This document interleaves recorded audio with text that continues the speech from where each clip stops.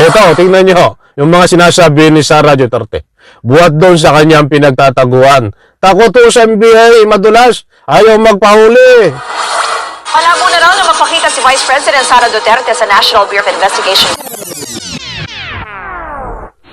Alright, welcome back to my YouTube channel. I'm Andy's Vlog. Nako, matindi ito mga kaibigan. Tuluyan ang pinagtaguan ni Sara Duterte itong mga NBI na nagaanap sa kanya. Mabiliso, madulas si Sara Duterte. Kapag hinahanap po ng NBI, ay biglang nagtatago. At kapag umalis ang NBI, ay saka ho, biglang lilitaw. Galing ho sa kanyang pinagtataguan. Nako, mga kaibigan ay hinahanap po ng NBI itong si Sara Duterte upang panagutin, linawin at sumalang sa gaganapin na investigasyon ho. Tungkol dito sa tangkang pagpaslang niya, pagbabanta sa ating kasalukuyang Pangulong Bongbong Marcos at mayroon pang ibang nabanggit na mga pangalan. Matindi ho ito. Ito po ay pangalawa na paghahanap sa kanya ng NBI. Yung una ho, kung magugunita nyo, itong si Sara Duterte ay binigyan, dinalhan, sinilbihan ng subpina galing po sa NBI. Subalit, bigla hong nagtago nung una yon, mga kaibigan. Hindi po nadatngan sa kanyang opisina.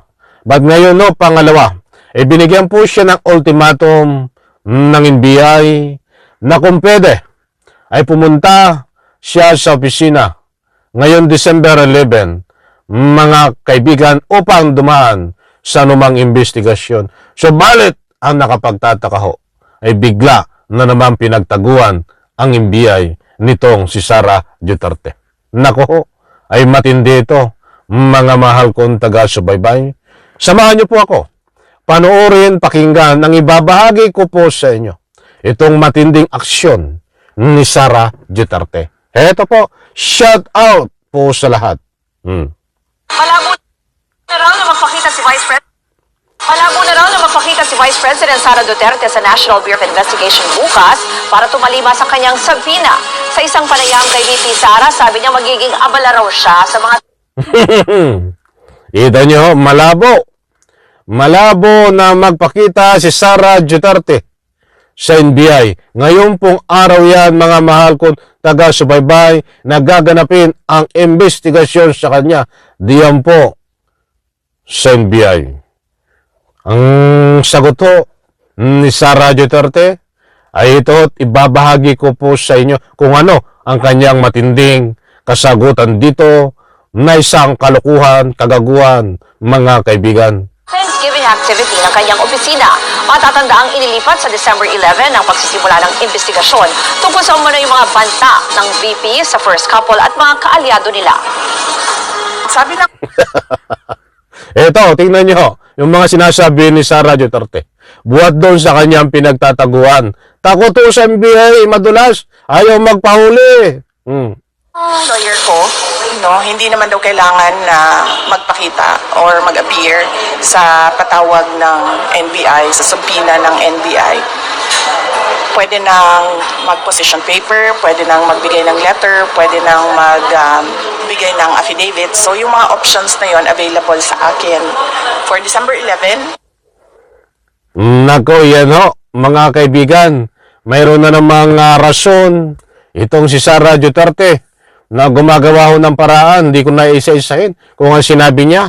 Basta ang gusto kong ipunto diyan, yung mga sinasabi ni Sara Duterte na mga rason, ayan po ay hindi accepted sa, ika nga po ay, hindi accepted kung tutuusin. Dapat pantay-pantay lahat.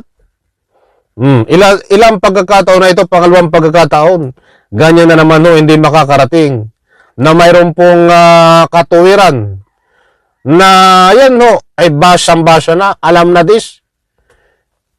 Buti kung una lang pagkakataon ng ganyang mga style niya. Marami yung pagkakataon, mga kaibigan, yanong galing magsinungaling nito, yanong galing magdrama, para lang hindi ho makapanagot sa anumang dapat sagutin niya. O unang-una ho, tingnan nyo sa confidential funds na investigasyon. Manghihimatay yung mga kanyang mga tauhan. Ang direktor ho niyan ay ito si Sara Duterte.